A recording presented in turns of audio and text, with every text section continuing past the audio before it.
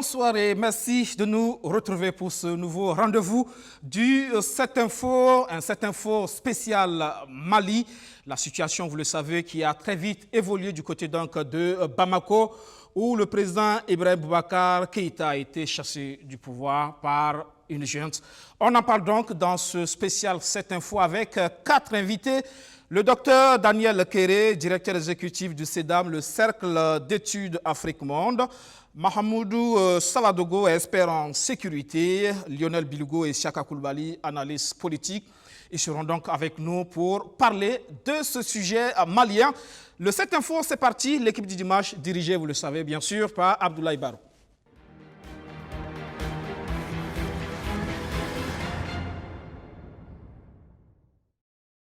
Un sujet national pour commencer l'actualité de la semaine. Chez nous, c'est bien sûr cette alliance politique au niveau de l'opposition dans la perspective des élections de novembre 2020. Présidentielle du 22 novembre prochain, à travers la signature d'un accord pour la présidentielle du 22 novembre prochain, à travers la signature d'un accord politique. Cet accord prévoit que si l'un des signataires se trouve face à un tiers candidat au second tour, que les autres lui apportent leur soutien. Pour le chef de file de l'opposition, cet accord est une alternative pour sortir le Burkina Faso de la situation difficile qu'il traverse. Notre peuple a soif de changement, il a soif d'alternance, il a soif d'alternative. Aujourd'hui, son opposition républicaine la lui apporte avec le souhait très ardent qu'il répondra présent à notre appel et nous donnera les moyens d'écrire un nouveau chapitre de notre histoire pour le bonheur de Burkinabé. Cet accord ne concerne pas uniquement la conquête du pouvoir, mais également sa gestion. L'exercice du pouvoir devra se faire de manière collégiale entre les différents membres. La gestion du pouvoir d'État après les élections se fera dans le sens de l'intérêt général et suivant les règles de la bonne gouvernance. Le président du Faso, issu du présent accord, s'oblige à associer toutes les forces ayant concouru à son élection, à la gestion du pouvoir d'État tout au long du mandat, sauf désaccords politiques graves constatés par les partis à l'accord. 22 partis et formations politiques membres ou non du CEFOP prennent part à cet accord de l'opposition burkinabé. Au sein d'un regroupement aussi hétéroclite, le volte-face n'est jamais très loin. Pour Gilbert Noël Ouedraogo, les textes ont été écrits de sorte à minimiser ce genre de scénario.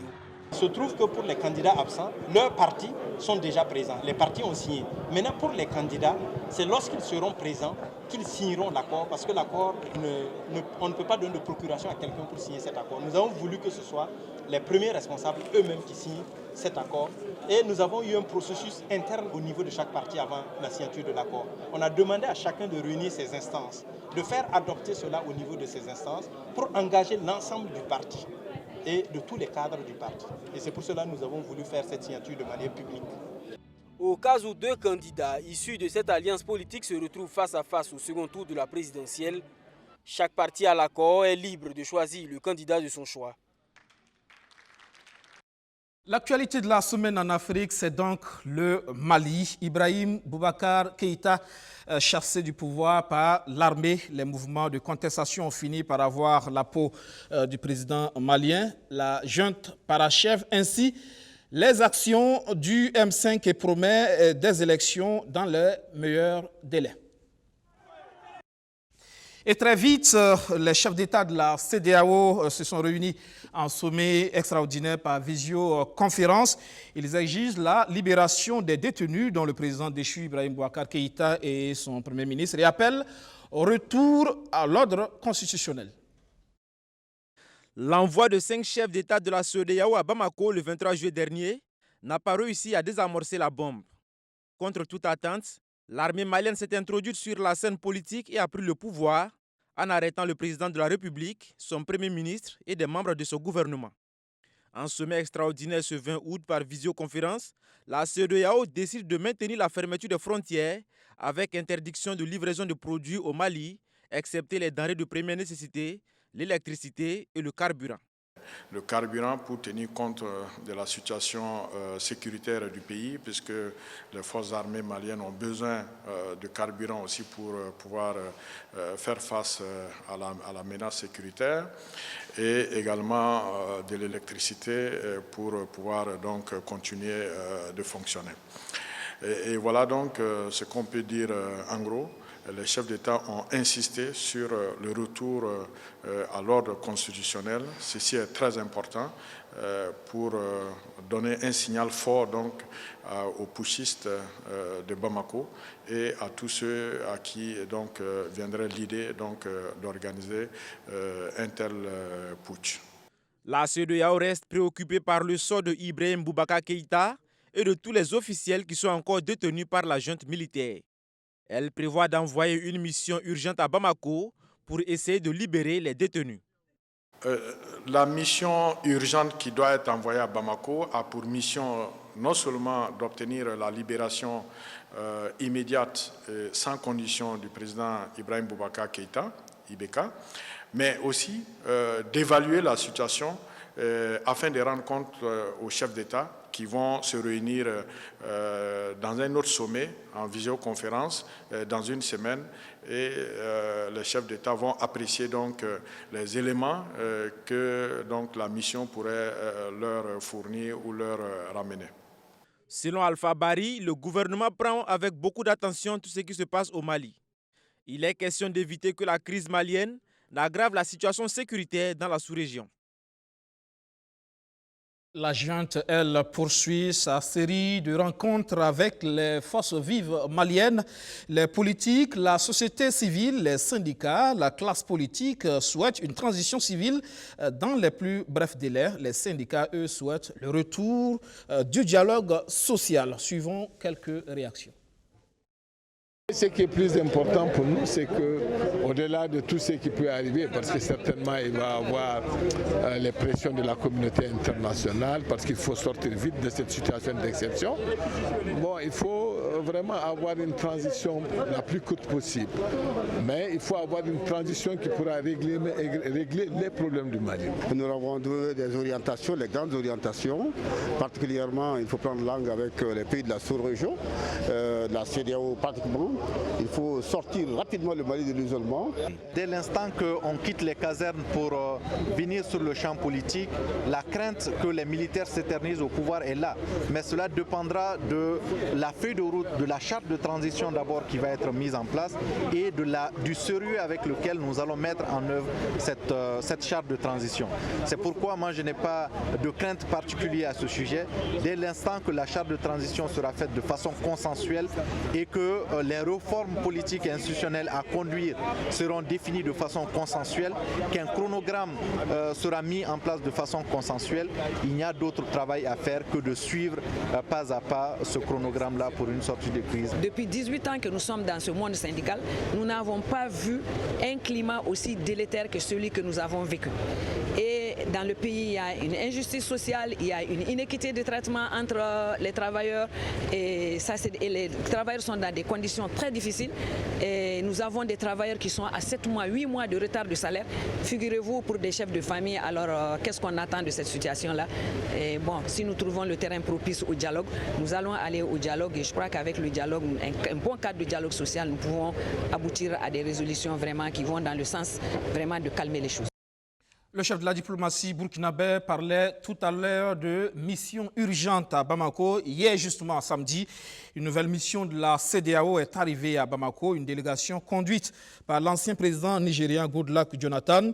Elle a eu plusieurs rendez-vous avec les membres du Comité national pour le salut du peuple, avec la vingtaine de détenus, dont le président Ibrahim Boubacar Keïta et son premier ministre Boubou Cissé. Ce dimanche, il était prévu également un entretien avec les membres de la Cour constitutionnelle malienne. Goodluck Jonathan se dit optimiste. On annonce en principe mercredi 26 août prochain une nouvelle réunion des chefs d'État par visioconférence sur le Mali. Le rapport de l'actuelle délégation présente à Bamako servirait de base pour prendre des décisions. Voilà donc pour ce qu'on peut dire sur la situation. Place aux échanges à présent. Alors, Lionel Bilgo, push, c'est encore possible là après 2012 au Mali et les conséquences qu'on a pu voir. Après l'échec de 2015 au Burkina Faso, on s'est dit, normalement, c'était suffisant pour dissuader d'autres pushs. Mais là, on a pensé que désormais, c'est peut-être la rue qui pouvait faire partir un président. Mais voilà, c'est encore l'armée. Bon, pour le cas du Mali, moi je pense que c'est un cas assez atypique, hein, c'est un mélange des deux. Il y a d'abord eu un ciel social assez orageux, vous l'avez remarqué, et puis ensuite ces militaires qui sont venus parachever en fait la demande incessante des populations durant ces premiers jours de grève. Est-ce que la rue, sans l'intervention de l'armée, la rue finirait par avoir la peau du président, à votre avis? Peut-être pas, ou difficilement. En tout cas, on avait l'impression que Ibeka tenait toujours les rênes du pouvoir, malgré justement cette démonstration de force de la rue, et qu'il a fallu donc l'armée pour arriver à bout de ça. Et vous disiez, après 2012, on a l'impression que les coups d'État étaient finis. Bah, écoutez, à un moment donné,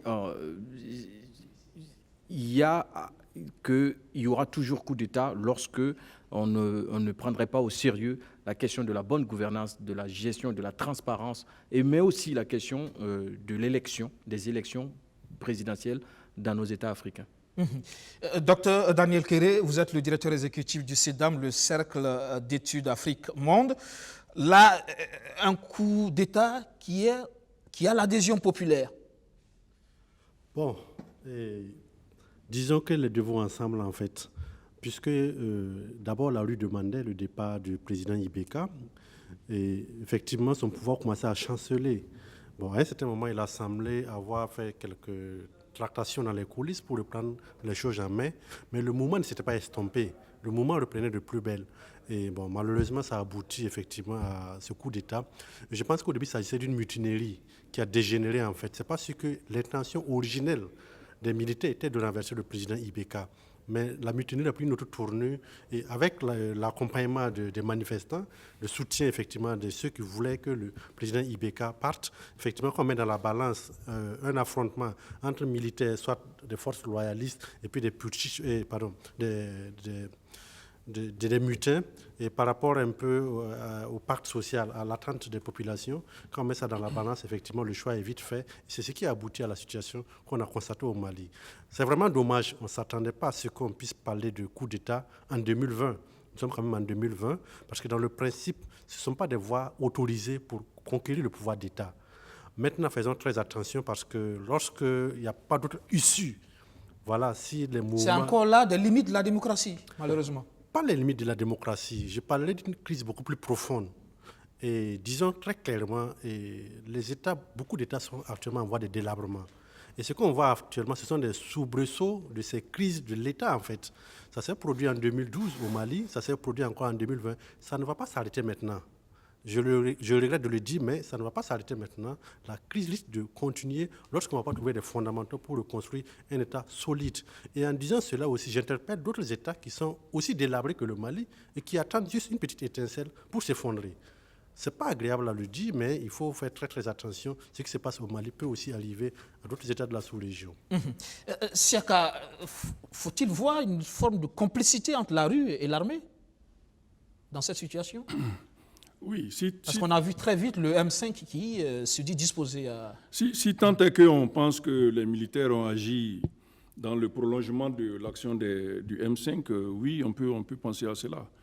Mais je pense que plusieurs secteurs de la société malienne étaient déjà dans l'esprit de changer de mode de gouvernance, surtout de gouvernants, si bien que l'armée n'a fait, à mon sens, que répondre aux sirènes de la rue qui demandaient depuis longtemps le départ d'Ibeka. Ceci dit, sur cette question donc, de la possibilité d'un coup d'État en 2020, il faut dire que le coup d'État, c'est un accident de l'histoire politique et institutionnelle des pays. Et il y a des causes qui conduisent au coup d'État. Lorsque vous avez affaire à un coup d'État, il y a deux questions essentielles qu'il faut se poser. Qu'est-ce qui a causé le coup d'État et à quoi peut servir le coup d'État? Donc, quand vous avez des réponses à ces deux questions, en général, le coup d'État intervient. Si bien qu'il appartient aux gouvernants, et c'est là où, ici, il faut évoquer, je pense que cette émission spéciale Mali aurait dû s'appeler émission spéciale CEDEAO, parce que la CEDEAO est le dispositif que les États se sont donnés En fait, pour prévenir ce type de situation-là, on a vu que dans la mise en œuvre donc, des instruments de la CEDEAO, les chefs d'État et avant eux, les missions préparatoires n'ont pas réussi à décompresser cette fureur sociale qui montait au Mali, si bien qu'on a fini par avoir ce que tout le monde redoutait. La CEDEAO qui n'a jamais su anticiper. Mahamadou Savadogo, vous êtes expert en sécurité. On parle encore du rôle de l'armée dans la gouvernance encore. 2012 au Mali, 2020, l'armée qui revient. 2015, tentative échec au Burkina. L'armée qui reste présente. C'est là une... Alors que depuis un certain temps, on a senti aussi au sein de l'opinion qu'on voudrait que l'armée reste dans les casernes. Mais là encore, malheureusement, l'armée qui revient aux commandes, avec la bénédiction aussi, avec tout le soutien aussi de la population. Oui, effectivement, vous savez que lorsqu'un peuple est désemparé, le dernier rempart, le dernier recours reste généralement l'armée qui est l'institution la plus forte et la mieux organisée où on peut rapidement reconstruire l'État. Généralement, c'est comme ça.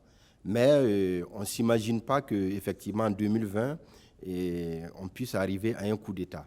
Mais est-ce que l'armée avait le choix que d'entérimer, d'engager ce coup d'État? Vous n'êtes pas sans ignorer que le Mali est en instance de guerre, et aussi de guerre contre les groupes terroristes. Et sans oublier que pendant qu'il y avait une sorte de sclérose au niveau de l'État, au haut sommet de l'État, pendant que la société civile et les civils étaient en train de se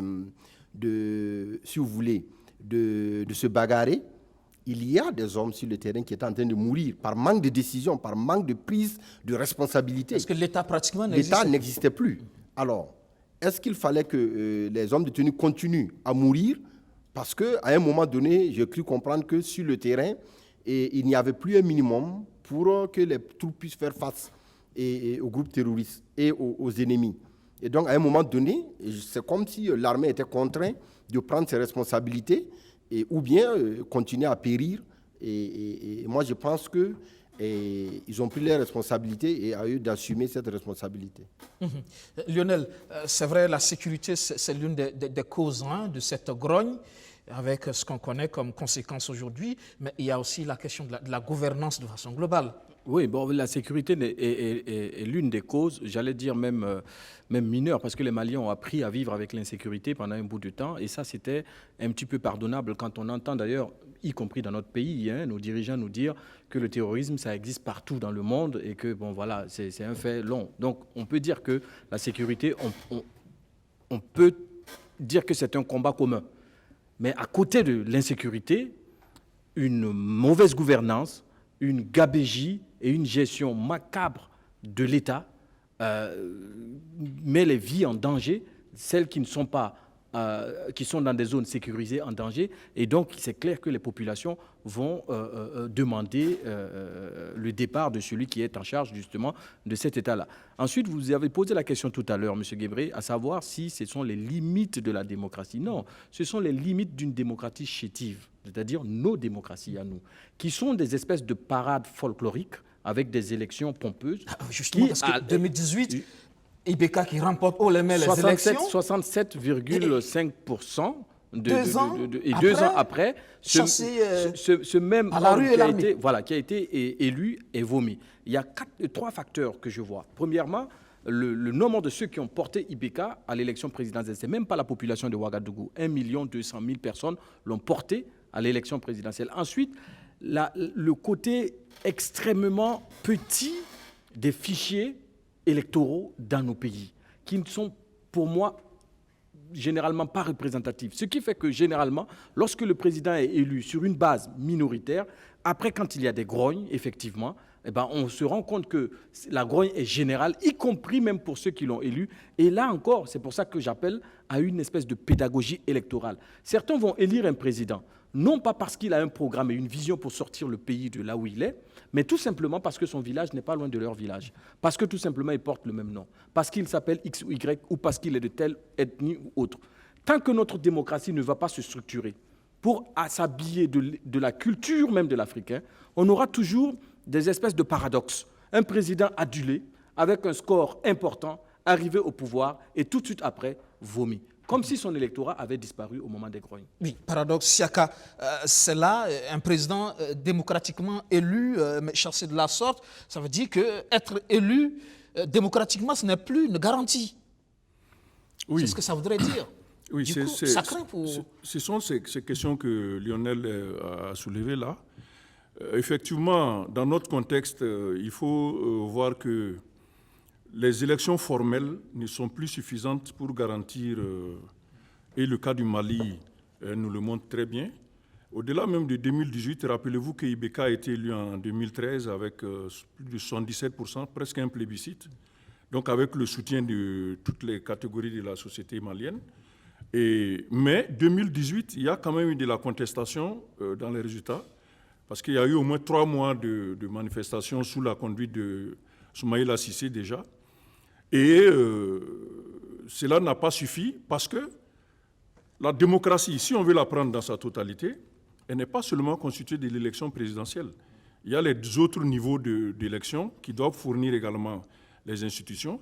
Et dans le cas malien spécifiquement, ce sont les élections législatives qui ont été le déclencheur de la crise lorsque, après les élections, les résultats qui ont été donnés par le ministère de l'administration territoriale, qui donc là-bas est habilité à donner les résultats provisoires, la Cour constitutionnelle, le 30 avril, a donné un résultat où 41% de ceux qui avaient été déclarés élus par le ministère se sont retrouvés perdants donc, et d'autres personnes ont été déclarées élues. Et c'est à partir de la contestation de ces résultats par la Cour constitutionnelle que le mouvement s'est agrégé progressivement jusqu'à la création du M5. Et puis, donc, ça pose un problème de fond. Démocratie, est-ce instrumental seulement ou est-ce que nous allons au fond des choses pour voir le niveau de participation à ces élections-là, pour pouvoir les valider? C'est le choix aujourd'hui qui se pose à nous. Malheureusement, nous n'avons pas, que ce soit au niveau des pays ou au niveau sous-régional, le cadre nécessaire pour porter ces réflexions et y apporter les solutions qui vaillent. Tous les mécanismes qui existaient, on l'a vu avec la CEDEAO, qui est en train de patauger un peu dans la situation parce que, effectivement, les instruments qui existent ne sont pas complets. Le protocole additionnel de 2001, sur lequel se base la conférence des chefs d'État pour intervenir sur le Mali, est tout à fait lacunaire par rapport, par exemple, aux décisions que la conférence a adoptées. Ça n'existe pas dans le protocole.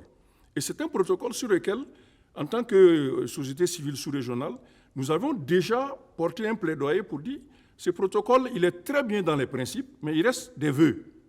Il y a beaucoup de principes futuristes qui sont dans le protocole, mais il n'y a aucune sanction prévue en cas de violation des principes. La seule sanction qui est écrite, c'est le fait de ne pas participer aux réunions de la CEDEAO. Déjà, ce que les chefs d'État ont pris comme décision n'existe pas dans le protocole. Oui, on reviendra justement sur cette question de la CEDEAO. Donc la démocratie est un problème. Un problème, justement. Docteur Daniel Kéré, on se souvient, vous êtes docteur en sciences politiques, on se souvient à l'élection de Ibrahim Bakay qui était en 2018, on a eu ce plateau débat où vous avez énuméré un certain nombre d'atouts qui pèseraient en faveur justement de l'élection d'Ibeka, son bilan, mais aussi les groupes d'influence, notamment les religieux, les leaders religieux, etc., coutumiers. Mais là, tout ça n'a pas finalement réussi à sauver. Pire, on se rend compte que les religieux aussi ont travaillé à son départ. Oui, et il faut préciser, en fait, il y a plusieurs types de démocratie. Et on semble avoir beaucoup mis l'accent en ce qui nous concerne sur la démocratie purement libérale et politique. On peut organiser des élections, il peut y avoir des passations entre un président et un autre, mais cela ne garantit pas la pérennité de cette forme de démocratie, parce que derrière la démocratie purement politique et libérale, il faut la démocratie économique, il faut la démocratie sociale. Et en arrière-plan, il faut un État très fort, un État très solide. Donc, si vous faussez les autres fondamentaux et vous condamnez cette démocratie, une petite crise peut effectivement ébranler tout ce processus qu'on vient de voir. Essayez de voir, qu'il s'agisse du Mali ou bien dans d'autres États, et quand on essaie d'observer, la grande majorité des populations se tient à l'écart des processus électoraux. Ce n'est pas le cas seulement qu'au Mali. Cela existe aussi chez nous et ailleurs dans d'autres pays. La grande majorité des populations se tient à l'écart des processus électoraux. Ça, c'est le premier élément. l'État, qui doit être disons, la colonne vertébrale sur laquelle est adossée toutes ces formes de démocratie et autres, quel est l'état de l'État, si je peux parler ainsi, au Mali? Comment l'État se présente? Ibeka est venu trouver un État pratiquement délabré, parce que le pouvoir central ne contrôle qu'une petite partie du territoire. Ça, c'est un. La corruption a atteint des proportions inquiétantes. Ça, c'est deux. Lui-même, en gérant le pouvoir d'État, il y a eu beaucoup de scandales par rapport à des avions achetés qui ne fonctionnent pas, à l'avion présidentiel. Au fils surtout. Oui, tout à fait. Son fils également est trempé dans des histoires.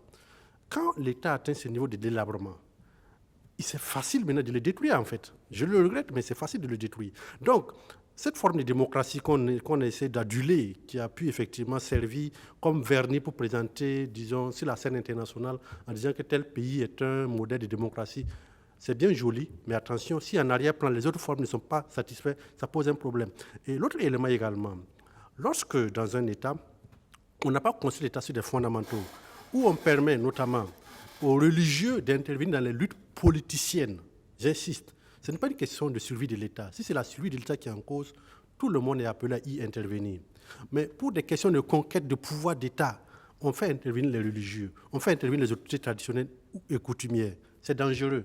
Parce que si je peux te faire roi, je peux un jour venir te dire dégage. Et l'imam dit quoi? En 2013, a mobilisé plus d'une centaine d'associations islamistes pour soutenir Ibeka. Je trouve normal qu'ils viennent dire Ibeka, ben dégage, parce que moi, il te fait roi, en fait. Et nous aussi, on joue à ce jeu-là.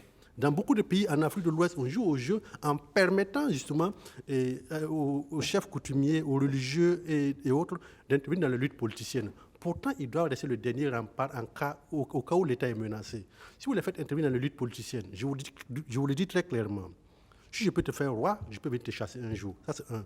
De deux, pour la gestion de ton pouvoir d'État, à la moindre crise, on les fait intervenir. Si je compte pour la stabilité de ton pouvoir, je peux aussi un jour te dire de dégager. Donc ne soyez pas surpris un jour que quelqu'un, un boubou ou un bonnet, dise à un président de dégager, parce que justement, on aurait prêté le flanc. J'insiste, on aurait prêté le flanc. Et ça aussi, ça renvoie à la manière dont l'élite africaine a échoué à construire de véritables États sur la base de vrais fondamentaux.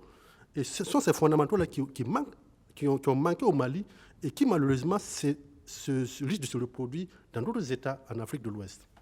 Mahamadou Savadogo, visiblement, le pouvoir malien ne contrôlait pas son armée.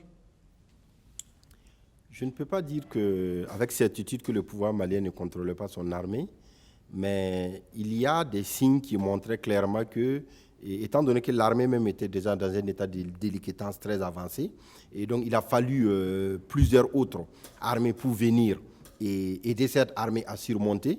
Quand vous regardez au Mali, il y a une pléthore d'organisations qui supplantent l'armée. Vous avez la MINUSMA, vous avez ECOP, vous avez Barkhane, vous avez le G5 Sahel, et vous avez en plus de ça, vous avez les FAMA, vous avez la GATIA, vous avez la MSA. Tout ça, c'est un folklore de groupes armés qu'il faut réguler et qu'il faut contrôler. Donc, vous voyez clairement que c'était difficile pour l'État de maîtriser tout ça. Et donc, étant donné que, comme le docteur Kéré l'a dit, nous avons affaire à des États faibles, à des États défaillants, où les institutions n'existent même plus, il est clair que ces institutions fortes qui sont les groupes armés et l'armée échappent au contrôle des dirigeants. D'accord. Lionel, on en vient justement. Qui de la crédibilité aujourd'hui de la CEDEAO, du rôle de la CEDEAO dans toutes ces crises? Déjà, Siaka Coulibaly l'a dit tout à l'heure, ce manque d'anticipation. On voyait venir les choses, mais quel rôle véritablement a joué la CEDEAO pour permettre au Mali de sortir de la crise? Oui, mais si vous permettez, je vais juste compléter ce que disait Dr Kéré tout à l'heure pour qu'on se comprenne. Effectivement, nous sommes dans une situation de crise et cette crise va durer tant que les Africains ne vont pas se donner les moyens, nous dans la sous-région, de réfléchir pour définir en fait le modèle politique qui correspond le mieux à nos sociétés. Et ce modèle doit intégrer une charpente culturelle et une charpente sociologique de nos États. Depuis l'indépendance jusqu'à aujourd'hui, aucune transformation de fond n'a été faite. Ce n'est que du copier-coller, mais surtout encore du copier mal collé, parce que c'est tout pâle, et on le voit encore aujourd'hui. Nous sommes dans des pays où on ne peut même pas nous définir comme une démocratie, si ce n'est une démocratie de forme. Mais dans le fond, ce sont des espèces de monarchies ou de juxtaposition de pouvoir par-ci, par-là, soit le pouvoir religieux ou le pouvoir traditionnel, etc. Nous, on a fait un plaidoyer pour demander justement à ce qu'on clarifie le positionnement et la juxtaposition de certains pouvoirs. Si on peut demander aux soldats de retirer son arme et de faire un moratoire de 6 mois avant de s'engager en politique parce que son arme est dangereuse, comment ne peut-on pas demander au chef traditionnel de retirer son bonnet et de faire le même moratoire avant de rentrer parce que lui seul, sa voix est sacralisée, son aura est puissant et il domine d'un point de vue dogmatique toute une population, une masse de population assujettie à son pouvoir et qui lui répondent et qui lui obéissent comme il se doit. Le jeu des urnes est totalement faussé même quand on part dans une démocratie dans ce sens-là. Parce que moi, ma voix éclairée, quand je vais pour élire, est la voix d'un villageois qui répond par exemple à l'injonction de son chef de village, ma voix se sent violée par cette personne-là parce qu'il n'a pas compris la démocratie. Donc il y a quelque part ici, en Afrique, une question de revisiter notre chemin démocratique, notre modèle politique pour le réadapter. Et il y a des décisions courageuses à prendre. Je pense qu'il faut qu'on soit courageux et qu'on aille vers ces décisions-là. Ça va faire mal, c'est douloureux, mais c'est pour le bien d'une nation qui se veut vivante dans 100 ans, dans 1000 ans encore. Si on veut rester comme des nations, il va falloir qu'on réfléchisse à ça. Maintenant, sur le cas de la CEDEAO, M. Guébri. La CEDEAO, c'est à peu près 15 pays. La moyenne d'âge de la CEDEAO, c'est 64,5. Tous les présidents en cumulé, j'ai calculé. 64,5 ans d'âge. Le plus jeune à 47 ans, Ambalo, et le plus ancien à 78 ans, le président Alassane. Vous voyez une institution comme ça qui dirige une zone de 300 millions d'habitants, majoritairement jeunes, dont 80% ont moins de 35 ans. Ça veut dire qu'à un moment donné, il faut que cette CEDEAO-là quitte un peu son confort de syndicat de défense d'intérêts individuels pour être une CEDEAO à but social. Parce que nous, on ne veut pas une CEDEAO, je le disais tantôt, on n'a pas besoin d'une CEDEAO curative, nous, on a besoin d'une CEDEAO préventive. Et au niveau de la prévention, comme le disait Chaka Coulibaly, la CEDEAO a échoué. Elle n'est là que pour défendre les intérêts individuels de personnes qui n'ont bénéficié que d'un électorat qui les a portés au pouvoir. À un moment donné, si la CEDEAO veut être crédible, il faut qu'elle s'arrime aux masses. Et en plus de ça, moi je pense qu'il faut créer des instances de sanctions au niveau de la CEDEAO, mais surtout renforcer les instances d'observation de la bonne gouvernance et de la gestion. Parce qu'une crise, elle n'est pas brusque, ce n'est pas un effondrement, c'est un déclin. C'est-à-dire que c'est mesurable. Le Mali a suivi plusieurs étapes, plusieurs crises depuis des années. On le sentait venir. Donc, les présidents de la CEDEAO le sentaient venir, il fallait agir à ce moment-là. La question, c'est justement, est-ce que les chefs d'État peuvent, dans le cas de la CEDEAO, régler une crise qui met en cause un de leurs? C'est toute la question. Parce que justement, quand on le regarde faire, effectivement, c'est comme si on règle la situation en pensant à sa propre situation. Donc, vous voyez, toutes les communautés ou tous les organismes communs et ont cette capacité, en tout cas, de mettre la pression sur un des leurs quand il y a une crise majeure dans leur pays. Une instance qui regroupe des personnes, si nous ne sommes pas capables d'agir conséquemment sur un des nôtres, ça veut dire que nous n'avons aucun pouvoir, en tout cas, de venir parler après quand celui-là est dans des difficultés par rapport au mandat qui lui a été donné. De toutes les façons, ils sont à la CEDEAO, les chefs d'État, parce que tout simplement, ils ont été élus par les peuples. Donc, en réalité, leur existence en tant que chef d'État dans cette entité dépend de l'aval d'une masse de population. Et il faut que cette CEDEAO se donne les moyens de se départir de toute connivence anticonstitutionnelle. On parlait de push tout à l'heure. Il n'y a pas que le push armé qui est un push. La Constitution, parfois, dans certains pays, est violée allègrement aux yeux et au su de tous les membres de la CEDEAO sans qu'il y ait action. À ce moment-là, les populations vont toujours sentir le devoir et le besoin de se rendre justice eux-mêmes tant qu'ils n'auront pas une instance forte capable de leur rendre justice à leur place.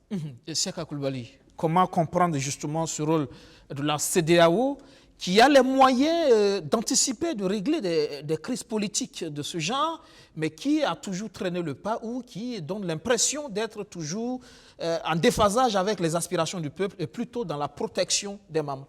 Je vais parler des présidents. Il faut dire que le cas de la CEDEAO est quelque peu complexe, parce que autant il y a des points positifs dans la CEDEAO, parce que dans tous toutes les institutions d'intégration en Afrique, la CEDEAO est quand même celle qui est le plus avancée, avec notamment la libre circulation qui existe, etc. Mais en même temps, sur certains aspects, la CEDEAO est totalement lacunaire. La question, par exemple, de la prévention des conflits est un domaine dans lequel la CEDEAO n'a pas réussi à se doter d'instruments qui soient à la hauteur de la situation. Vous avez des chefs d'État qui sont en même temps un organe de médiation des conflits et aussi un organe juridictionnel qui décide de ce qu'il faut faire sans avoir une base juridique claire qui lui permette de prendre telle ou telle décision. Donc, les chefs d'État se sont abstenus d'aller en détail dans l'élaboration du protocole additionnel parce qu'ils craignent tous d'être justiciables de ce protocole-là. Donc, ils ont laissé un document de bonnes intentions où on définit les... Ils préfèrent aller sur les bases juridiques à chaque pays. Oui, même pas. C'est-à-dire que lorsque la conférence des chefs d'État se retrouve, ils décident en fait selon les individus qui sont présents. Et si vous avez des présidents différents, on aura une décision différente. Parce que si vous prenez le cas du Mali aujourd'hui, quelle est la différence entre le Mali et octobre 2014 au Burkina? Il n'y en a pas. Mais il n'y a pas eu du tout cette volonté de réagir et de dire il faut remettre Blaise Compaoré au pouvoir. Il n'y a pas eu ça. Donc on agit au cas par cas dans la CEDEAO parce que les textes ne sont pas suffisamment conformes. Au mieux, lorsque les textes sont bons, vous avez le cas du Mali. Quand la crise a commencé, l'article 32 du protocole était suffisant pour que les chefs d'État résolvent le problème. Parce que l'article 32 dit « Les États reconnaissent que la bonne gouvernance est le moyen d'éviter les conflits et les coups d'État ». Donc, il aurait suffi, lorsque par exemple ils ont intervenu à Bamako, de vérifier qu'un certain nombre de dispositions relevant de la bonne gouvernance étaient appliquées. S'ils étaient allés dans ce sens et avaient fait des propositions au-delà de la question d'Ibeka reste au pouvoir et le Premier ministre reste au pouvoir, peut-être qu'ils auraient eu un écho favorable auprès de la population, de sorte que cela aurait désamorcé la volonté donc de ces gens de faire partie d'Ibeka. Cela n'a pas été le cas. Les chefs d'État sont intervenus uniquement pour protéger et c'est comme ça que ça a été perçu par les populations maliennes, mais même au-delà du Mali. Du coup, on a une institution qui fonctionne un peu à la tête du client au cas par cas, si bien qu'elle n'est pas en mesure de régler les problèmes de la région. Donc, il y a un besoin d'étoffer les textes de la CEDEAO, il y a un besoin de renforcer les mécanismes. Pourquoi on ne pourrait pas, par exemple, considérer la CEDEAO comme ayant réussi dans le domaine de l'intégration régionale? On en fait une instance d'intégration régionale pure, on détache la question de la résolution des conflits et on crée une nouvelle institution où les chefs d'État pourraient être importants, mais aussi avec des mécanismes autonomes qui peuvent gérer les conflits. Comme ça, la CEDEAO fonctionne et cherche à faire le développement dans les pays, mais sans être impliqués. On sait que d'une façon, même si les chefs d'État ne sont pas impliqués dans une structure autonome, c'est encore les pays qui financent et ils ont encore une influence. Oui, mais les programmes qui vont être élaborés peuvent avoir des financements autonomes, si tant est qu'ils ont reçu une base d'autonomie. On prend le cas de la Cour de justice de la CEDEAO, qui est un organe donc, du traité, mais qui est autonome, c'est une juridiction qui fonctionne, qui reçoit également ses appuis et qui peut délibérer sur des sujets qui lui sont soumis. Malheureusement, il se trouve que les grandes questions qui se posent dans la sous-région, on les soumet toujours à la conférence des chefs d'État. Les chefs d'État ne sont pas capables de se dépasser et d'aller au-delà de leur propre cas. Quand on regarde le cas du Mali, on a bien vu que c'est leur situation et les chefs d'État ont pris les décisions pour éviter que le cas du Mali ne se reproduise dans leur pays. Ce n'est pas seulement pour aider le Mali qu'ils l'ont fait, mais c'est pour éviter qu'ailleurs des militaires n'aient des idées, parce que la formule qui a été adoptée au Mali, il faut dire que c'est une formule assez savante, qui n'est pas un coup d'État classique comme ce qu'on a connu dans les années 80, où l'armée prend le pouvoir et fait une proclamation. On amène le président à démissionner. Voilà. Il a démissionné. Il y a un acte juridique qui existe. Vous avez le décret de dissolution de l'Assemblée, par exemple, qui est signé, qui est valable. Et vous avez son acte de démission qu'il faut prendre en considération. En ce moment, au niveau juridique, on est un peu embêté pour qualifier. Voilà. Est-ce qu'il y a une différence? Démissionner sous la pression il faut craindre que ce syndrome-là. Démissionner de soi-même, est-ce qu'il y a véritablement Je pense que les chefs d'État ont plutôt agi à cause de cet aspect-là, sans tenir compte de toutes les autres dimensions. Docteur, la question justement de la CEDEAO, insuffisance de texte ou une volonté manifeste de se protéger, bon.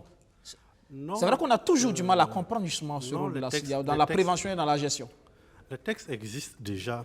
Je pense qu'il faut, au niveau de la CEDEAO, il faut que... la CEDEAO a réussi l'intégration, notamment à travers la libre circulation des personnes et des biens. Mais au niveau des chefs d'État, il n'y a pas suffisamment d'intégration. Je m'explique. On voit le cas malien où, effectivement, il y a des balbutiements au niveau de la CEDEAO et il y a des prises de position diversifiées entre les chefs d'État eux-mêmes. Mais reculons un peu dans le temps. Au niveau de la CEDEAO, le projet de création d'une monnaie commune, on a vu une certaine cacophonie où il y a un bloc qui propose ceci, un autre bloc propose cela. Donc, au niveau des chefs d'État ou de la CEDEAO, il n'y a pas encore une très forte intégration pour avoir une ligne de conduite, disons, assez homogène. Évidemment, nous sommes des États et effectivement, la CEDEAO n'est pas une structure supranationale au sens juridique du terme, où il y a une institution fixe qui décide et qui impose sa décision à tous les membres. La CEDEAO n'est pas encore à ce stade-là. Donc, chaque État conserve sa souveraineté. Et les États sont dirigés par des chefs d'État. Chaque chef d'État aussi, effectivement, peut agir selon, bien sûr, les intérêts. Est-ce que le chef d'État ne devrait pas tout simplement voir les aspirations du peuple? C'est suffisant, non, pour décider? C'est un vœu, disons, assez pieux, parce que dans la réalité du fonctionnement de ce monde-là, les intérêts des peuples, bon, ce n'est pas évident à définir. Un chef d'État va toujours dire qu'il décide au nom de son peuple. Toujours. Et comme on l'a dit tout de suite, effectivement, le scénario qui s'est produit au Mali suscite des craintes au niveau de certains chefs d'État. Mais si ça suscite des craintes, c'est qu'effectivement, ils ont peur que le scénario se reproduise chez eux. Pourquoi alors avoir peur si on parle au nom de son peuple? Donc le concept de peuple et autres, là, il faut un peu faire attention parce que chaque chef d'État parle toujours au nom de son peuple. Maintenant, le concept de peuple, il y a quoi derrière? Et j'insiste, la fragilité actuelle de la CEDEAO est liée au fait qu'au niveau des chefs d'État, il n'y a pas encore cette intégration-là qui permet d'avoir une vision commune, un projet commun et effectivement une fédération des énergies pour y aboutir. Et le cas de l'ECO est suffisamment illustratif. Et effectivement, on voit le cas récent du Mali, mais attention, ça ce n'est qu'une manifestation de cette absence de convergence de vues, de cette absence d'intégration, disons, suffisamment poussée au niveau des chefs d'État. Et ça va se poursuivre au niveau d'autres dossiers, parce que tant que les intérêts d'un pays ou d'un chef d'État pourraient aller dans un sens et pour d'autres aller dans l'autre, évidemment, on aura toujours cette cacophonie-là. Maintenant, ce qu'on peut dire, effectivement, il faut qu'on pousse, on ait l'audace de pousser pour effectivement atteindre cette sorte d'institution déconnectée. Bon, disons, au moins, il faut qu'on la gestion des crises politiques. Il faut qu'on évolue un peu vers la supranationalité. Quoi qu'on le dise, il faut qu'on évolue un peu vers ça, parce que le monde actuellement, ce sont des grands blocs. L'Union européenne est en train de se constituer en bloc, parce que vous voyez toutes les questions, dès que ça échappe au pouvoir d'un pays, rapidement, ils vont voir l'Union européenne. Parce que c'est une machine qui est très puissante. La Russie, c'est un grand pays. La Chine, c'est un grand pays. Les États-Unis, c'est un grand pays. Donc si au niveau de la CEDEAO, on reste au niveau des petits États, chacun va décider au nom de son peuple, au nom de son petit territoire, on ne pourra pas s'en sortir. Il faut que la CEDEAO, effectivement, les chefs d'État aient l'audace de pousser un peu cette intégration politique, de pousser un peu pour évoluer un peu plus vers la supranationalité, où l'institution pourrait décider et faire appliquer une décision commune. Mais pour le moment, ce n'est pas encore le cas, malheureusement. C'est là tout le souci, parce qu'il y a toujours les intérêts individuels qui semblent primer sur la volonté commune d'aller vers des solutions justement qui arrangent les peuples. Oui, tout à fait.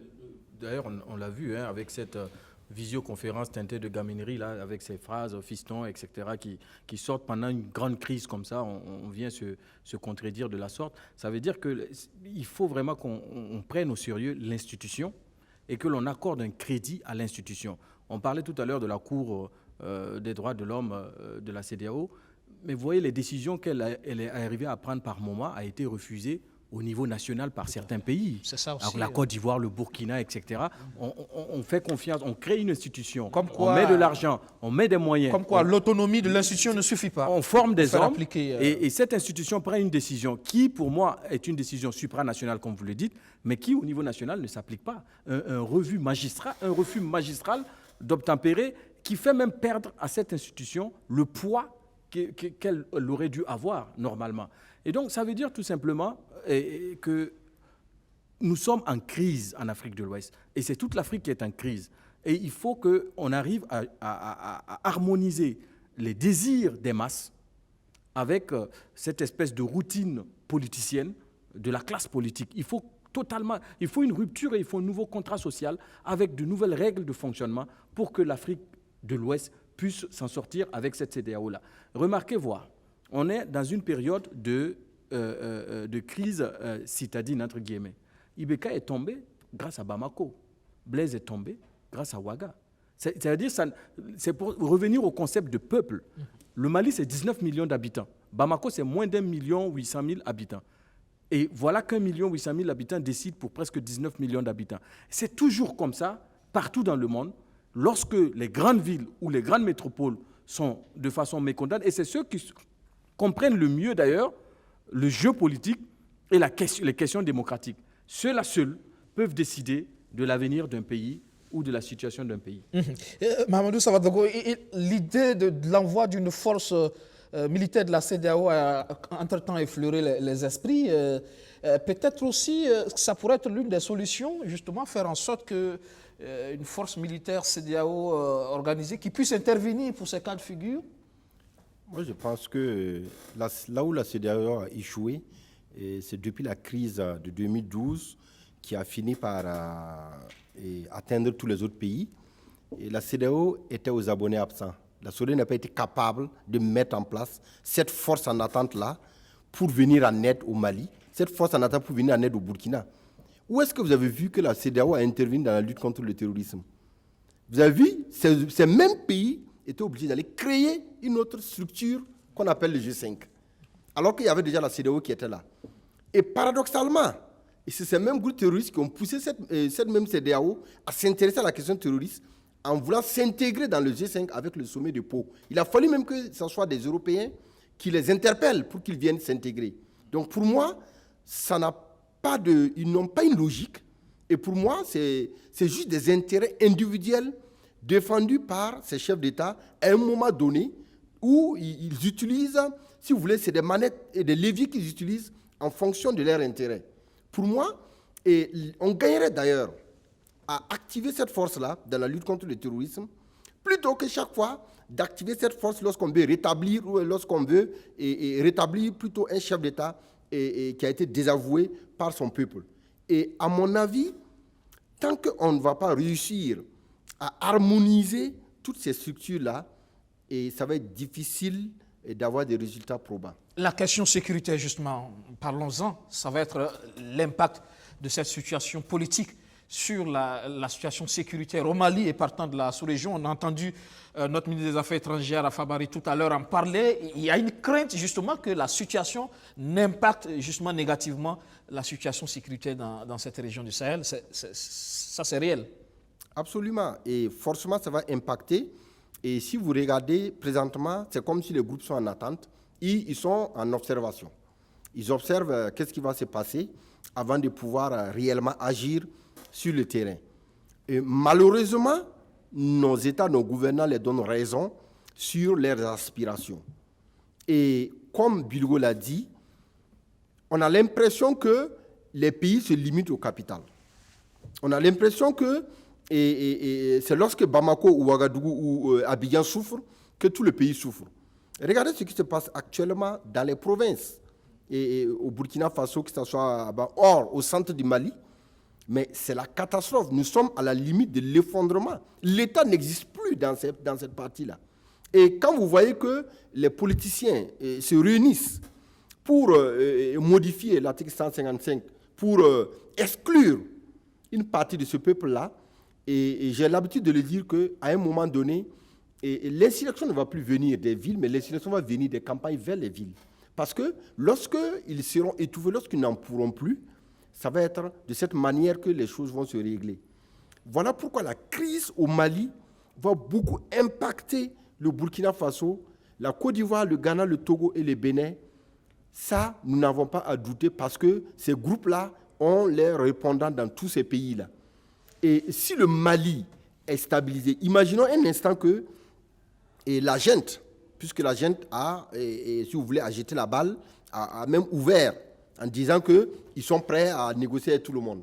Imaginons qu'ils arrivent à négocier avec ces groupes. Ils négocient quoi? En vertu de quoi? Quelle contrepartie ils négocient? Et que va devenir le Burkina si toutefois ils arrivent à négocier quelque chose?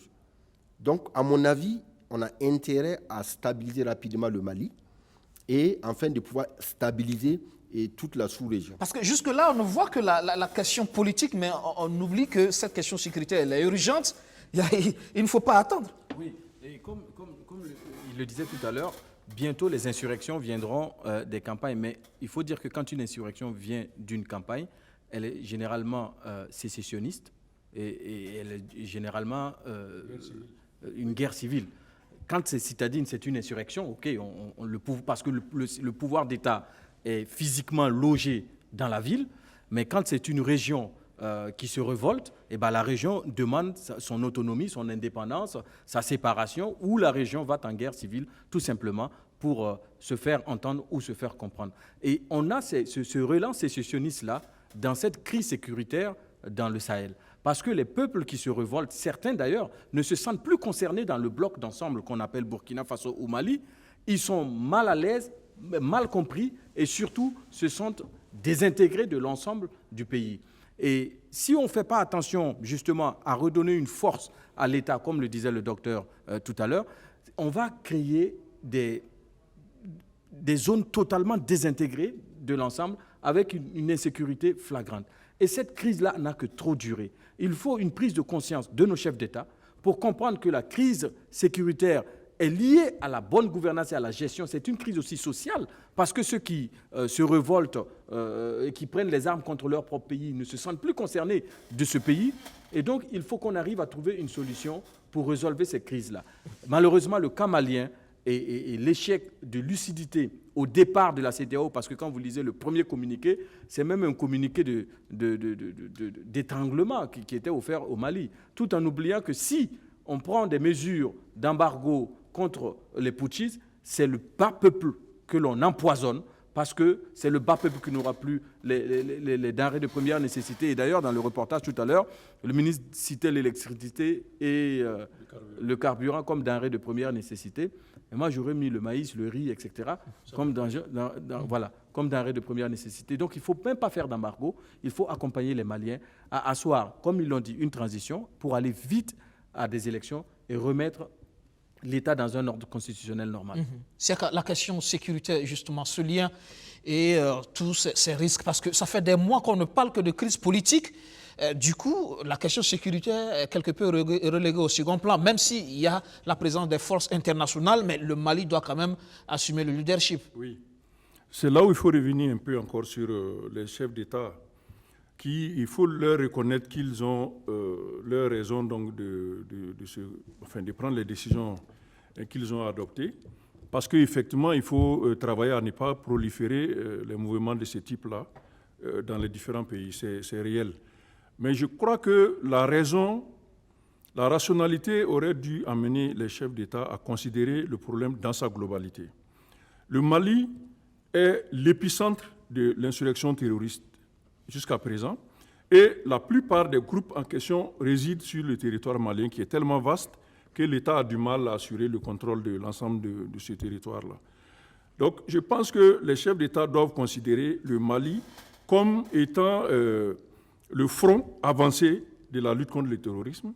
Et dans ce sens-là, les lacunes que présentait la gouvernance IBK dans la lutte contre le terrorisme, parce que là aussi on peut les énumérer, il n'y a que depuis 2012, la situation n'a fait que s'aggraver et a dépassé les frontières du Mali pour atteindre des pays qui jusque-là n'étaient pas touchés, comme le Burkina Faso. En plus, il y a la dimension intercommunautaire qui est venue s'ajouter avec ces conflits au centre du Mali. Donc, sous la gouvernance IBK, la sécurité n'a pas été une réussite. Donc, pourquoi ne pas saisir l'occasion, surtout que l'armée est aujourd'hui au premier plan, pour réorganiser le dispositif de défense du Mali, afin d'en faire une sorte de barrière au mouvement terroriste qui déferle sur les pays vers le golfe de Guinée. Donc, ça, c'était une préoccupation, à mon avis, que les chefs d'État apparemment n'ont pas intégré dans leur réflexion. Sur le plan économique, l'embargo que les pays de la CEDEAO sont en train de vouloir imposer au Mali peut se retourner contre ces pays-là parce que, contrairement au Burkina Faso ou autres, le Mali a des frontières avec des pays qui ne sont pas membres de la CEDEAO, notamment la Mauritanie et l'Algérie.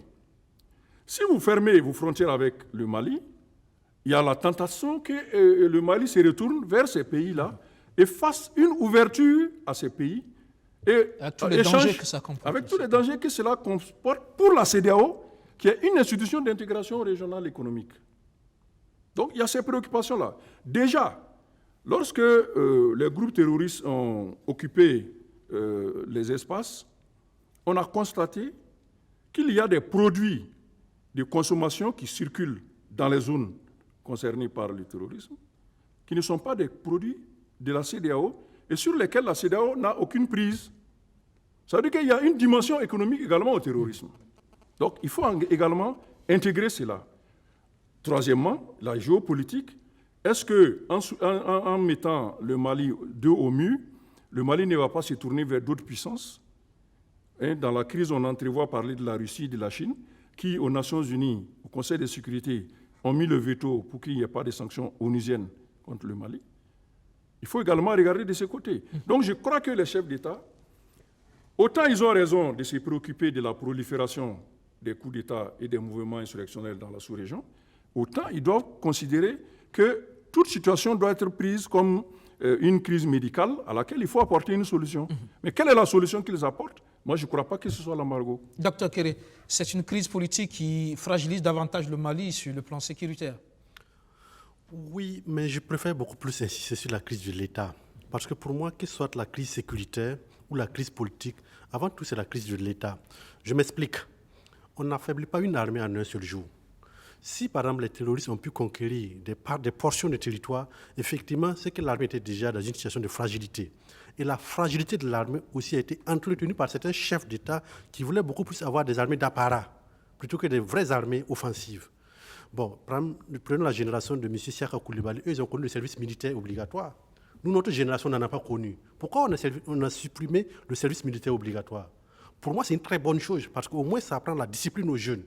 En dehors de la formation militaire, ce n'est pas ça qui m'intéresse, mais au moins, on apprend la discipline aux jeunes. Donc, pour moi, ce sont des crises de l'État qui se traduisent par des crises sécuritaires, par des crises politiques. Et pour ça, il faut un processus dans le temps. Je ne suis pas tout à fait optimiste pour la courte échéance, parce que pour moi, il faut travailler d'abord à reconstruire un État solide. Concrètement, ça veut dire quoi? Il faut que les classes politiques de ces pays concernés-là s'accordent sur une feuille de route. Que cette feuille de route-là soit appliquée, quel que soit le président qui va être élu, sur 5, 10, 20, 30 ans, pour qu'on le construise de vrais États. Mais si on a de vrais États, on a de vraies armées. Si on a de vrais États, on a de vraies administrations. Et disons un peu purifiées de la corruption, parce que ce sont des passerelles par lesquelles on profite pour affaiblir un État. Un État qui est profondément corrompu, on peut facilement accéder à certains secrets, on peut facilement manipuler des agents publics qui sont à des postes clés pour affaiblir l'État. Un État qui est corrompu, évidemment, bon, parfois on se demande est-ce que le matériel commandé sur le plan militaire, c'est le bon ou pas, je ne vais pas trop m'hasarder sur ça. Mais le résultat est là, c'est qu'on a des portions des territoires qui échappent au contrôle du pouvoir central. Donc pour moi, la crise est beaucoup plus profonde que ce qu'on voit. Ce n'est pas une crise sécuritaire, ce n'est pas une crise politique, ce sont les manifestations d'une crise de l'État. Donc, pour terminer peut-être sur la situation sécuritaire, Mahamadou Savadogo, il a parlé tout à l'heure de corruption, de commandes aussi, de matériel. On a vu qu'entre-temps, la presse malienne a fait cas justement de l'implication du fils d'Ibeka dans des histoires de commandes donc, de matériel destiné à l'armée où il y a eu des détournements de fonds. Ça aussi, ce ne sont pas des situations qui étaient de nature à créer toute la sérénité au sein des forces armées maliennes. Aujourd'hui, l'armée au pouvoir, ça peut être une bonne opportunité là, peut-être si on accepte une transition militaire pour réorganiser un peu les choses à ce niveau. Oui, je pense que ça pourrait être une très bonne idée parce que quand vous observez un peu les acteurs qui sont sur le terrain au niveau du Mali, vous avez une pléthore d'acteurs. Voilà pourquoi la situation au Mali va être très complexe. Vous avez, d'une part, l'État, vous avez la société civile, vous avez les groupes qui font partie de l'accord d'Alger, vous avez aussi des groupes d'autodéfense très puissants, et vous avez enfin les groupes terroristes. Alors, même si on enlève les groupes terroristes, comment est-ce qu'on va pouvoir concilier tous les autres acteurs, puisqu'ils font partie de l'accord d'Alger, pour pouvoir asseoir un État solide, ou bien pour pouvoir avoir une certaine stabilité. Et concernant l'équipement de l'armée, je pense qu'effectivement, il y a le meilleur acteur qui puisse vraiment gérer cet équipement-là et qui puisse avoir des équipements conséquents, effectivement, c'est l'armée. Encore faut-il que ça ne soit pas une armée politisée ou une armée politicienne. Malheureusement, nos chefs d'État ont contribué à construire une armée qui est à leur solde. C'est ça le problème. Est-ce que cette nouvelle génération, là où j'ai l'espoir, c'est que ceux qui ont pris le pouvoir, ils ne sont pas de cette génération. J'espère bien. C'est une armée qui a chassé un président, donc qui n'est pas à la solde de quelqu'un, donc qui peut s'assumer. J'espère bien, parce que la moyenne d'âge, c'est entre 37 et 45 ans. Donc j'espère bien qu'effectivement, ils auront appris des erreurs de leurs aînés et ils vont se départir et être des patriotes au service de leur pays. Parce que lorsque nous n'avons pas des chefs militaires ou une hiérarchie qui est patriote, ou bien qui est plutôt à la solde des politiciens, on a le résultat qu'on a au Mali et dans bien d'autres pays. Voilà pourquoi il est primordial qu'effectivement la communauté internationale, les organisations régionales puissent guider, aider le Mali, aider cette junte-là à pouvoir asseoir une armée républicaine, une armée qui répond aux aspirations du peuple ça désorganise un peu cette situation politique, ça désorganise un peu l'action militaire sur le terrain, au front? Oui, absolument. Ça désorganise l'action militaire sur le front parce que pour le moment, tout le monde est tourné vers la politique. Ce qui fait que les groupes terroristes, effectivement, pourront profiter de cette situation. Mais nous pourrons dire que l'avantage qu'on a, c'est que cette situation arrive à se décanter assez rapidement. Ils vont rapidement reprendre la main. Mais si nous sortons au-delà de la saison des pluies, c'est-à-dire au-delà de septembre, et que cette situation n'est pas résolue, vous pouvez être sûr que les groupes terroristes vont charger sur le Mali parce que c'est exactement à cette période-là qu'ils arrivent effectivement à mener des actions et à avoir le terrain. Donc, ça veut dire que le temps est compté pour l'armée, le temps est compté pour le peuple malien, pour trouver une solution adéquate pour pouvoir reprendre rapidement le combat sur le terrain. Mais l'avantage aussi, c'est que, comme je vous dis, il y a une pléthore d'armées sur le sol malien. C'est comme je dis, il y a ECAP, il y a le G5 Sahel. C'est un désavantage. C'est un désavantage. Parce que, pour le moment, ils pourront toujours continuer les combats. Parce que présentement, il y a Barkhane qui continue à mener les combats dans la zone des 3 frontières. Ce qui permet quand même de maintenir la stabilité et une pression énorme sur les groupes terroristes. Mais ça ne peut pas perdurer. Il faut vraiment que ces groupes-là puissent s'asseoir ensemble et trouver une solution. Parce que dans la lutte, il y a les groupes qui font partie de l'accord d'Alger. Il y a la MSA, la Gatia, qui font partie tous de l'accord d'Alger. Donc ça veut dire que si ces gars-là ne sont pas impliqués, eh bien, puisque c'est eux qui contrôlent le nord du Mali et le centre du Mali, ça veut dire qu'ils vont baisser les bras. Ou même, ils pourraient avoir des accointances entre eux et les groupes terroristes. Donc il y a lieu qu'on intègre tous ces facteurs-là et qu'on puisse rapidement décanter la situation pour pouvoir aller de l'avant. Lionel, finalement, quelle transition politique pour le Mali aujourd'hui? Une transition civile comme souhaité par tous ou une transition militaire peut-être? Est-ce qu'on est sûr est-ce que ce n'est pas plus prudent de laisser l'armée conduire cette transition pour éviter d'autres problèmes? Parce que les transitions civiles aussi, on sait ce que ça vaut. Oui, mais je crois que la transition civile aura en mémoire la leçon qui a été infligée à Ibeka. Pour moi, en tout cas, pour que le Mali puisse collaborer avec les institutions internationales, il va falloir qu'il y ait une transition civile. Parce que l'armée, d'ailleurs, a dit qu'elle ne compte pas rester au pouvoir et elle a fait un travail qui lui a été reconnu par le peuple malien. Si on voit les images des remerciements qu'il y a eu. Et donc, il faut qu'elle se retire, mais qu'elle s'assure d'asseoir, bien sûr, d'aider à asseoir, en tout cas, une transition civile pour conduire le pays à des élections libres et transparentes, mais le moment de cette transition va permettre à chaque acteur politique justement de réfléchir à son engagement, à sa vocation et au projet de société qu'il a pour le Mali, parce que tout simplement, les Maliens savent dire non, les Maliens savent refuser, les Maliens savent justement à un moment donné mettre fin à leurs souffrances eux-mêmes. Donc c'est vraiment l'occasion pour les Maliens de conduire jusqu'au bout, en tout cas, ce chamboulement du pouvoir IBK en allant vers une transition apaisée et des élections libres et transparentes.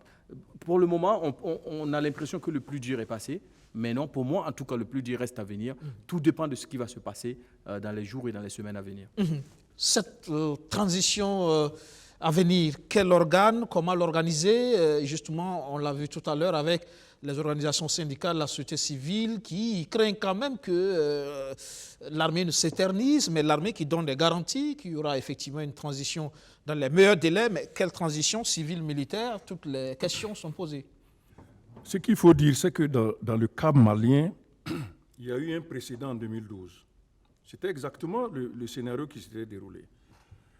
Le régime ATT avait failli, les groupes terroristes avaient réussi à défaire les détachements de l'armée au nord de façon vraiment atroce, qui avait révolté la population. Et à Bamako, il y a eu des marches et tout ça.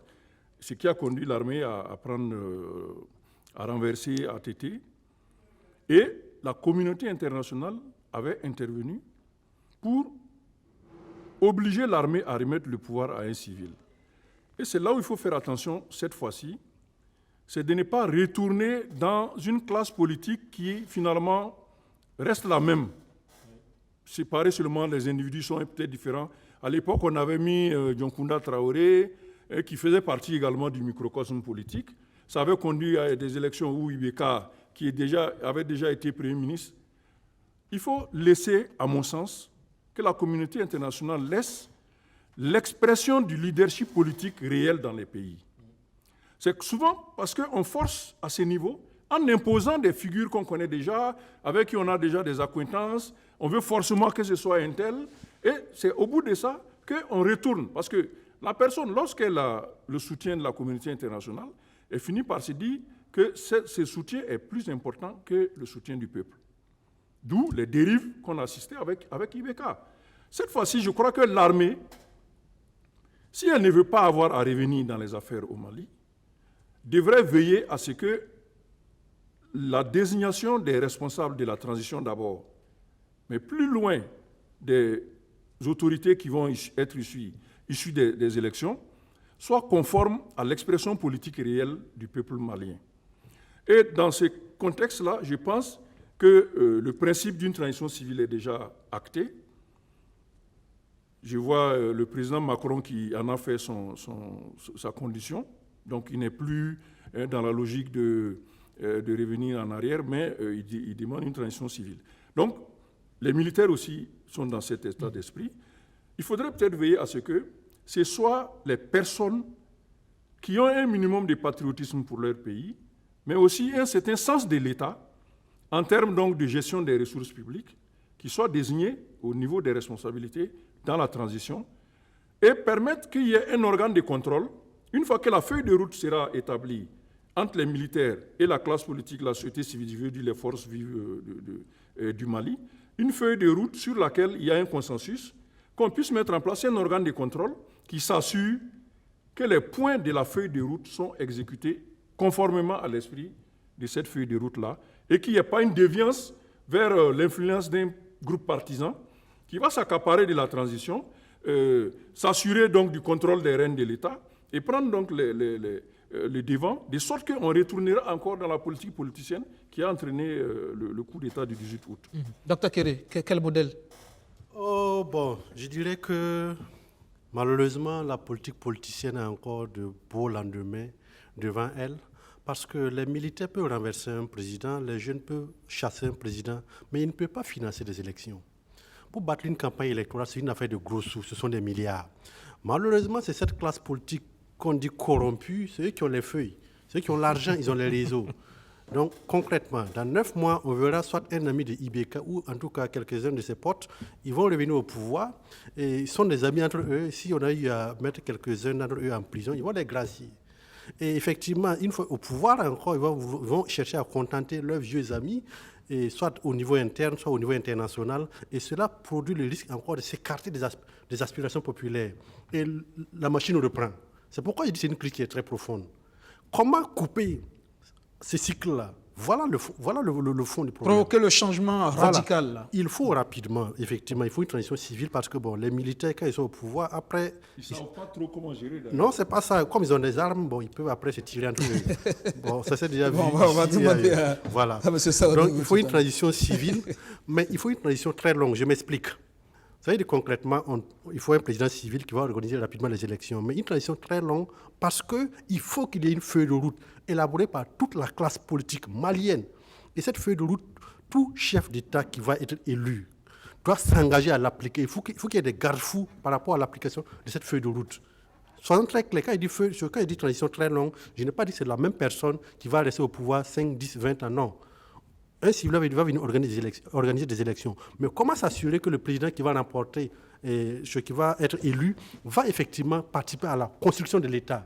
Si on n'a pas des garde-fous solides à travers une convention où on a défini clairement les choses, et on a mis des garde-fous pour obliger celui qui va venir à l'appliquer, on va retomber encore dans la politique politicienne.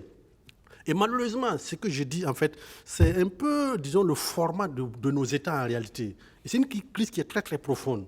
Si la classe politique n'arrive pas à faire cela, soyez sûr d'une chose, la machine va encore tourner, la boucle va se répéter, soit au Mali, soit ailleurs, et bon, on est parti pour de bon. Lionel, une transition civile, pour quel délai? Parce que justement, il y a l'urgence, le temps aussi, pour éviter aussi de retomber dans un cycle. Docteur Kéré disait juste, parce que vous voyez, même au Burkina ici, il y a des textes qui ont été votés sous la transition, mais qui peinent à être mis en application. Inopérants. Jusqu'aujourd'hui. Ça veut dire qu'une transition n'est réellement qu'une transition. C'est ce que la transition adopte ou prend, tant qu'il n'y a pas de garde-fou, comme il le disait, n'engage que la transition. Est-ce que ce n'est pas le moment de prendre tout le temps pour effectivement faire un travail en profondeur et pas d'une crise profonde? Est-ce qu'il n'appartient pas justement à la transition de faire un travail de fond, de toilettage, pour pouvoir remettre les institutions en selle véritablement et passer à une nouvelle étape? Vous savez, c'est le problème des pays africains depuis l'indépendance jusqu'à aujourd'hui. Bon, je pense qu'au début de l'indépendance, il y avait quand même une classe intellectuelle qui prônait une Afrique nouvelle, etc., et qui réfléchissait sur ça. Mais aujourd'hui, à force de regarder l'urgence, l'essentiel de l'urgence, on oublie l'urgence de l'essentiel.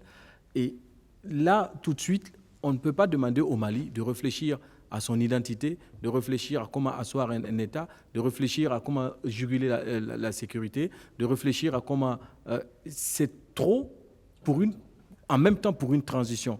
L'existence humaine des États se fait à long terme et sur plusieurs cycles. Il faudra poser peut-être les jalons. Il faut commencer à réfléchir. Et on aurait dû commencer à réfléchir depuis très longtemps. Nous avons eu parfois l'occasion, avec des réflexions par des comités, etc., qui ont produit des textes extraordinaires qui, malheureusement, sont mis de côté à chaque fois. Il y a des intellectuels qui ont fait des travaux extraordinaires, ici même au Burkina Faso. Parfois, quand je tombe sur des ouvrages de ce genre, quand je les lis, moi, je suis émerveillé. Et je me demande pourquoi on ne les applique pas.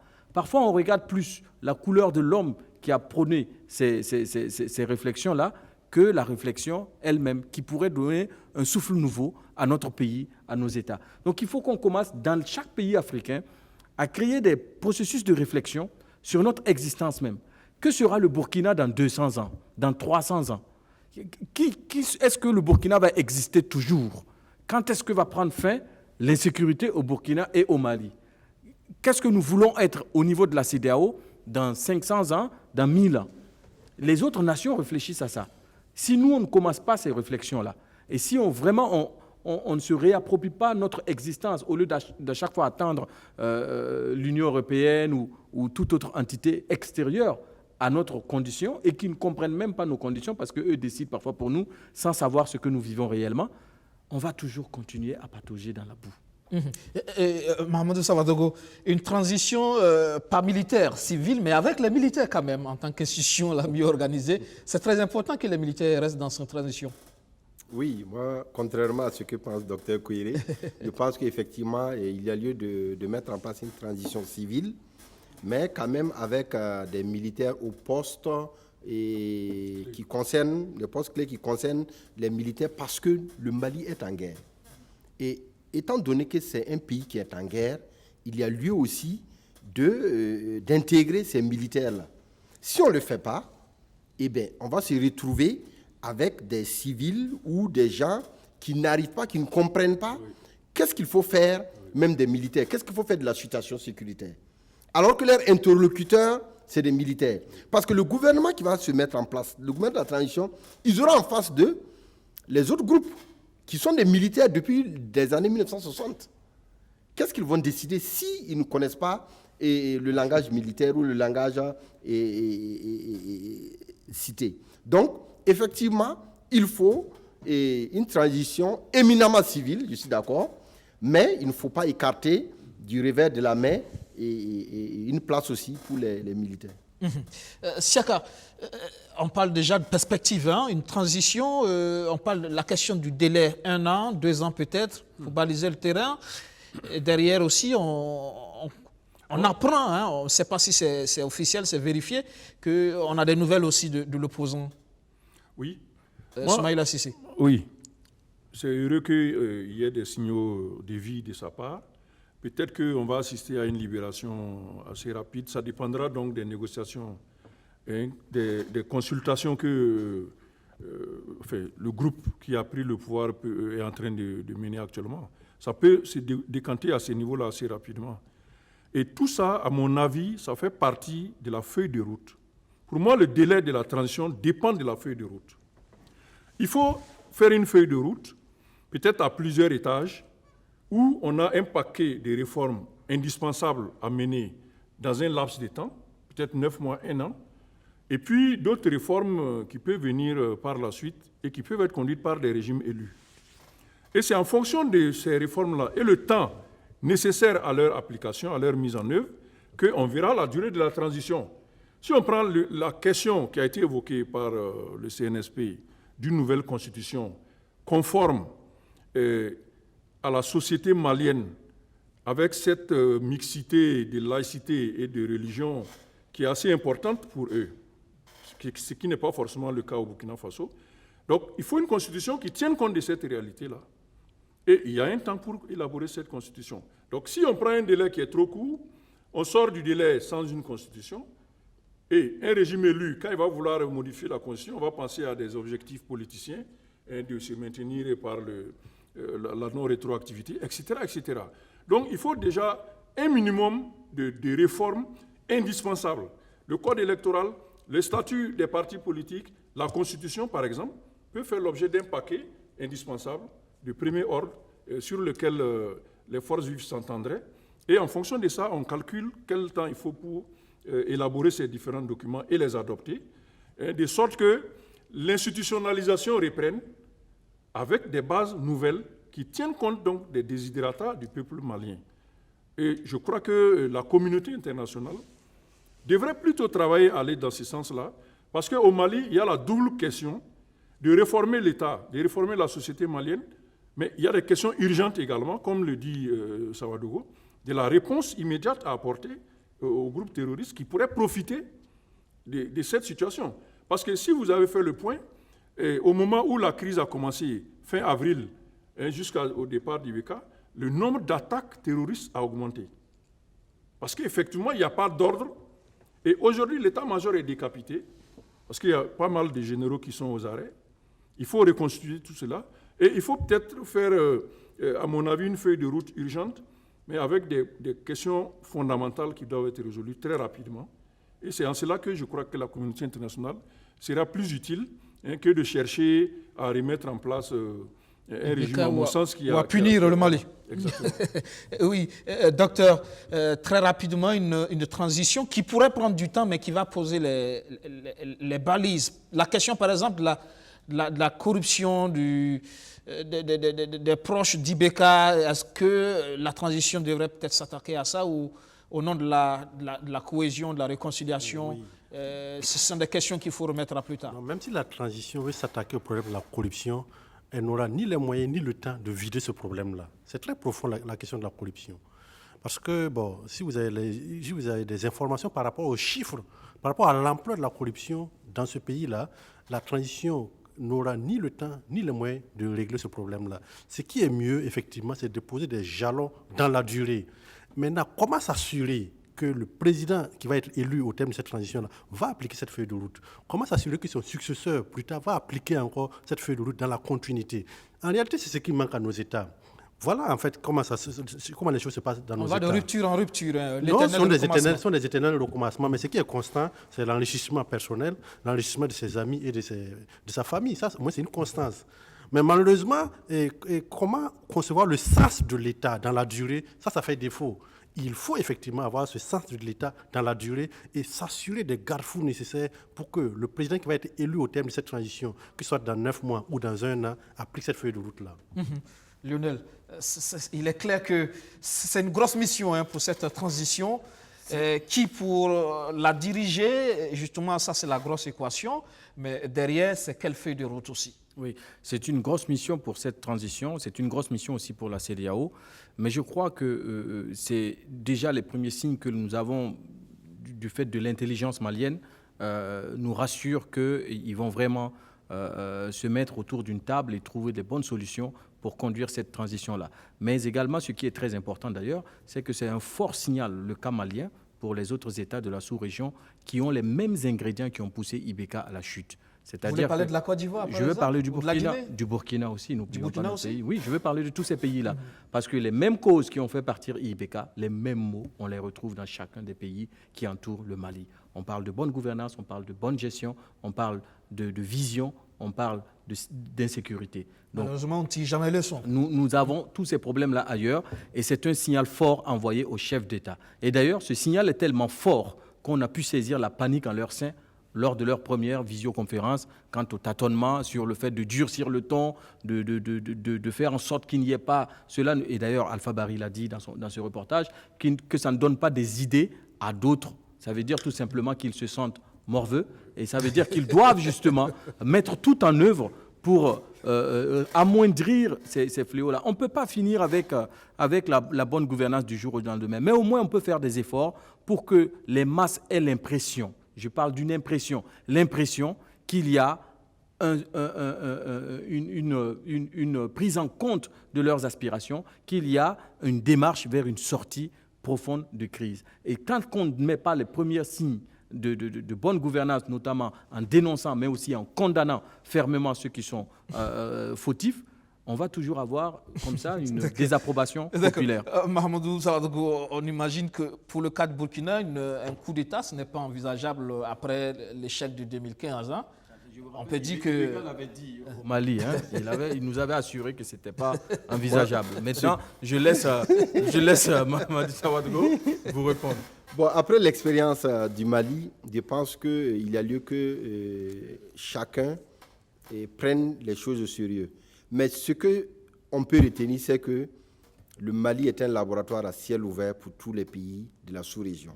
Si nous refusons d'exploiter ce laboratoire à ciel ouvert qui est gratuit, je pense que nous allons nous retrouver dans les mêmes situations, sinon dans des situations pires que celles du Mali.